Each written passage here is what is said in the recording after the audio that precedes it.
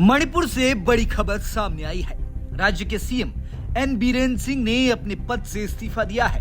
बीरेन सिंह ने बीजेपी सांसद संबित पात्रा, मणिपुर सरकार के मंत्री और विधायकों के साथ राज्यपाल अजय भल्ला से राजभवन में मुलाकात करके अपना इस्तीफा सौंपा। खबर है कि राज्यपाल ने उनसे नई सरकार के कार्यभार संभालने तक कार्यवाहक मुख्यमंत्री के रूप में काम करने को कहा है। पार्टी का केंद्रीय नेतृत्व 1 या 2 दिन में नए नेतृत्व को लेकर फैसला कर सकता है। इस बीच गृह मंत्रालय ने सुरक्षा एजेंसियों को हाई अलर्ट पर रहने को कहा है। अब आगे क्या होने वाला है, एन बीरेन सिंह के इस्तीफे के पीछे क्या वजह रही, ये सब हम आपको इस रिपोर्ट में बताने जा रहे हैं। एन बीरेन सिंह इससे पहले दिल्ली पहुंचे हुए थे, जहां उन्होंने गृह मंत्री अमित शाह से मुलाकात की। बताया जा रहा है कि अमित शाह से चर्चा के बाद उन्होंने इस्तीफे का फैसला लिया। बीरेन सिंह को लेकर लंबे समय से बीजेपी विधायकों में नाराजगी चल रही थी। मणिपुर में बीजेपी के 19 विधायकों ने पिछले साल अक्टूबर के महीने में एन बीरेन सिंह को सीएम पद से हटाने की मांग करते हुए प्रधानमंत्री नरेंद्र मोदी को चिट्ठी भेजी थी। चिट्ठी में कहा गया था कि मणिपुर के लोग बीजेपी सरकार से सवाल कर रहे हैं कि राज्य में अभी तक शांति क्यों नहीं बहाल हुई है।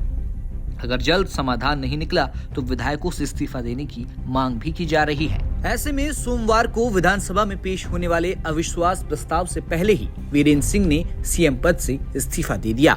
मणिपुर में लंबे वक्त से जारी हिंसा नहीं थमने का दबाव एन बीरेन सिंह पर था। इसी हिंसा को लेकर बीते दिनों एक ऑडियो टेप सामने आया, जिसने बीरेन सिंह की मुश्किलें और बढ़ा दी। सुप्रीम कोर्ट ने बीते 4 फरवरी को CFSL यानी सेंट्रल फॉरेंसिक साइलेंस लैबोरेटरी को बीरेन सिंह के कथित ऑडियो क्लिप की जांच करने का आदेश दिया था, जिसमें उन्हें राज्य में हिंसा भड़काने का क्रेडिट लेते सुना गया। चीफ जस्टिस संजीव खन्ना और जस्टिस संजय कुमार की बेंच ने Kuki organisation for human rights trust की तरफ से दायर एक रिट याचिका के आधार पर ये रिपोर्ट मांगी, जिसमें इन कथित टेप की स्वतंत्र जांच की मांग की गई थी। इस मामले में इससे पहले सबसे बड़ी बात ये रही कि कुकी संगठन की तरफ से पेश हुए वकील प्रशांत भूषण ने कोर्ट में कहा था, ऑडियो क्लिप्स की जांच देश की एकमात्र स्वतंत्र forensic science lab truth labs द्वारा की गई, जो दिल्ली में स्थित है। लैब ने प्रमाणित किया कि इन क्लिप्स में आवाज मुख्यमंत्री बीरेन सिंह की आवाज से 93% मेल खाती है। एडवोकेट प्रशांत भूषण ने कोर्ट को बताया कि रिकॉर्डिंग एक बंद कमरे की बैठक में हुई थी, जिसमें मुख्यमंत्री ये कहते हुए सुनाई देते हैं कि उन्होंने मैतेई समुदाय को गिरफ्तारी से सुरक्षा दी और उन्हें राज्य के शस्त्रागार से चोरी करने की इजाजत भी दी।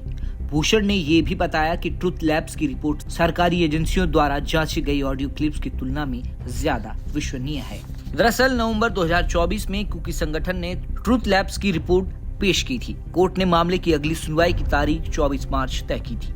मणिपुर में जातीय हिंसा 3 मई 2023 को मणिपुर के बहुसंख्यक मैतेई समुदाय और कुकी समुदाय के बीच शुरू हुई थी। सूबे में मैतेई और कुकी समुदायों के बीच तनाव बढ़ने की वजह से कई बार हिंसक झड़पें हुई थी, जिससे सैकड़ों लोगों की जान जा चुकी है और हजारों को अपने घर छोड़ने पर मजबूर होना पड़ा है। मैतेई और कुकी समुदाय के बीच लंबे समय से जमीन आरक्षण और राजनीतिक प्रतिनिधित्व को लेकर विवाद चल रहा है।